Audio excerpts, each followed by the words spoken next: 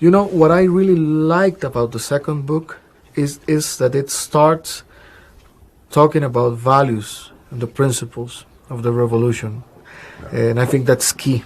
You know, we share similar values as well as views on the world, which I think it's possible. One of them, and that we're pushing hard, is decarbonization. Yeah. We're going to launch our commitment on decarbonization in February. That means we're going to 99% renewable and clean electricity. And now the challenge is we're going to plug that matrix onto transportation to reduce dramatically the emissions and to reduce the usage of fossil fuels until we don't use those anymore. I know you play also a very important role in preserving, let's say, your forests. You have a young population, you have a relatively well-educated population. You can use the fourth industrial revolution to create, let's say, fast-track growth for your country. My commitment will be to add value. We'll be part of the Young Leaders Initiative. This is Merkel, Tony Blair. They were all, even President Putin, they were all young global leaders before. So if I take you, if I take Chancellor Kurz, and the New Zealand Prime Minister, the three youngest leaders of governments are here. So I know you have many beautiful things in your country, but it characterizes the diversity, and at the same time everything goes up. Thank you. Thank you very much. So that's the first one. We will go on to the next. Yep. Thank you.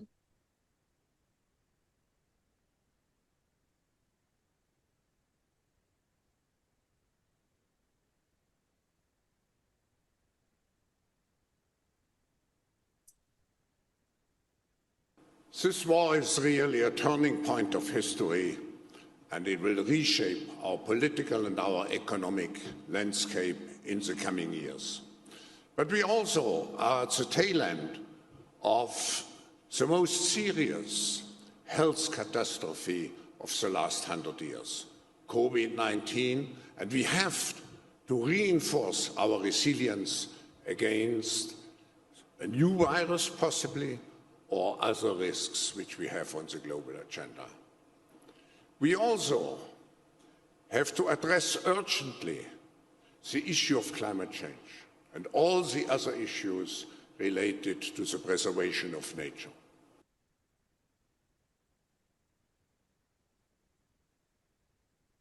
Yep.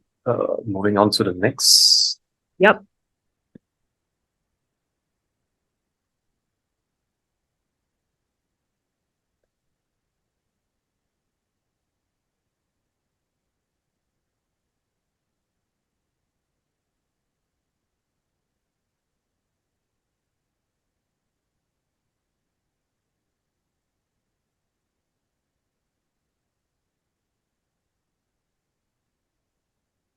And I have to say, when I mention now names like Mrs. Merkel, even Vladimir Putin and so on, they all have been young global leaders of the World Economic Forum.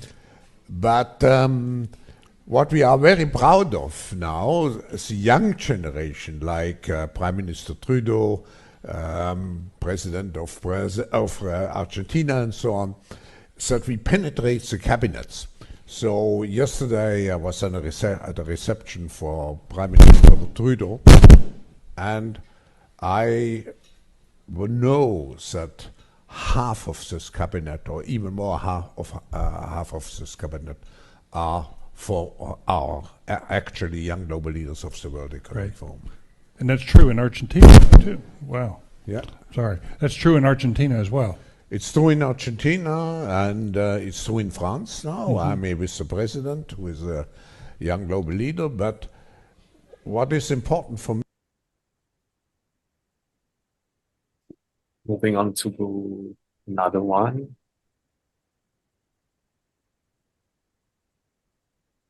What we are very proud of. So this coming one hits a bit closer to home because it's from Malaysia, from Mahathir himself. So here it is. Malaysia's former Prime Minister, Dr. Mahathir Mohamad, said that the Trans-Pacific Partnership, or TPPA, is a New World Order strategy by a powerful pact of people led by the US to dominate the world economy. Speaking at the international conference titled New World Order, Recipe for Peace or War, organized by the Perdana Global Peace Foundation, Dr. Mahathir said globalization and borderless trade are being used to establish a one-world government. Basically, it is about having a world government. We should abolish all states, all nations, all borders, but instead have only one world government. And that world government is to be by certain people, elites, people who are very rich, very intelligent, very powerful in many ways. They are the ones who will govern the world. There was not much talk about democracy or choice of leaders. Instead, there was to be a government by these elites who will impose their rules on everyone in this world. And for those who are unwilling to submit to them, there will be punishment. And the peace that we will get from this is the peace of the graveyard, because the intention also is to reduce the number of people in this world. At the time when the New World Order was enunciated, the population of this world was only 3 billion.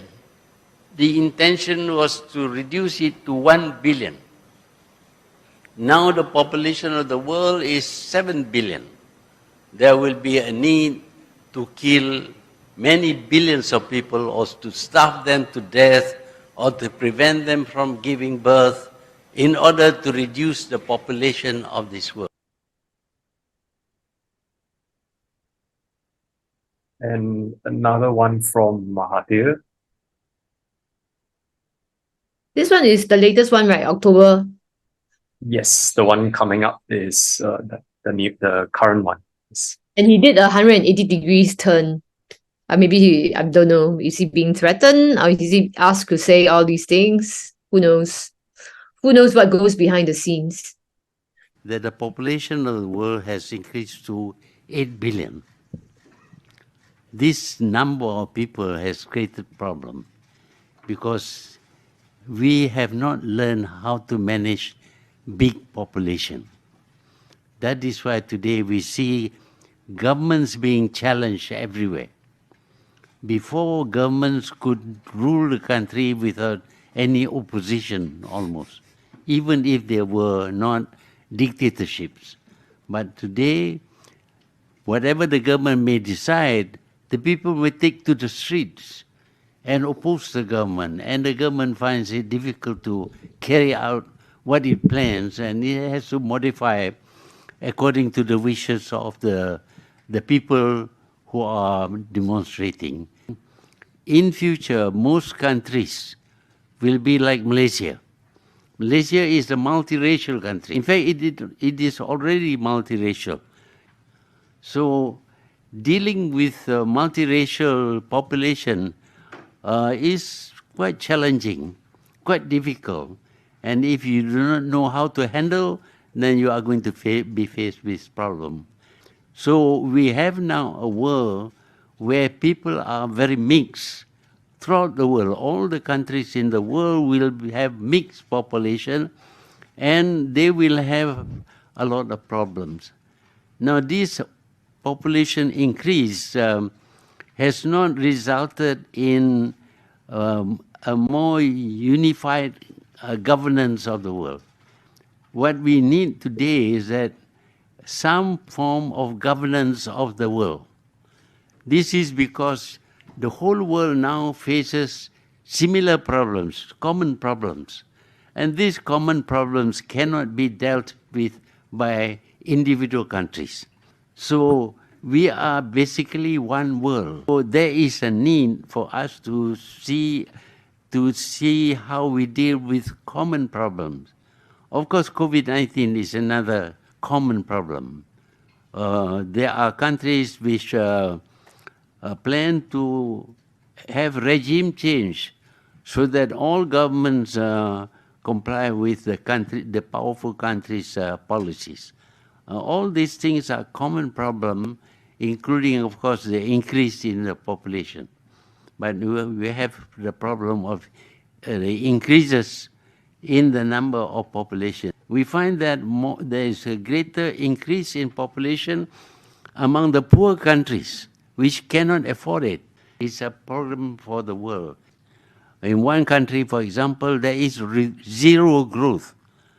They have no, their young people do not wish to have any children. We have not yet come to a stage where there is a world government which has certain international laws that applies to all countries, and that all countries must obey the laws.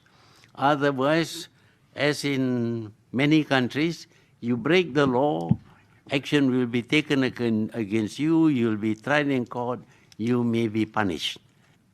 So we have no international law that governs the behavior of countries in the world today. The United Nations, of course, is not functioning well.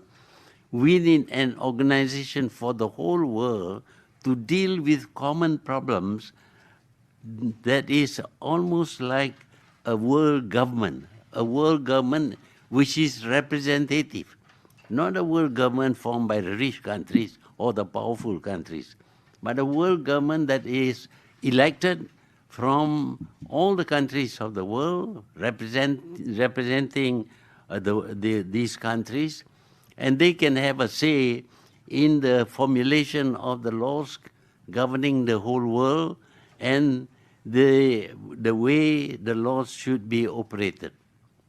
If we don't have that, then in future there will be more common enemies. Of course, if you read H.G. Wells, he talks about the invasion by creatures from other planets. And the world had to fight the creatures. It's the world against these invaders. We have to learn to work as if we are one country. The whole world becomes one country, governed in the same way that countries are governed, under laws which are formulated with the consultation with all the countries of the world. So this idea that, well, actually the United Nations was formed believing that it will put an end to wars. Obviously, although the United Nations may be set up to avoid wars, we find that it can do nothing. So the world must move slowly, of course, gradually, by reducing the veto powers and eventually getting rid of the veto powers and the formation of a kind of world government that has the authority and the power to apply laws which were formulated by all the countries of the world.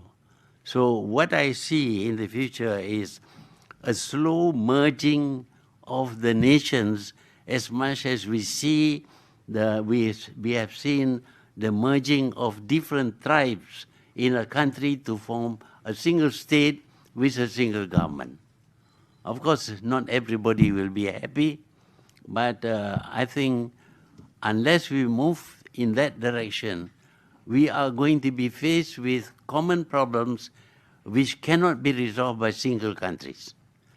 Today we have COVID-19. There is no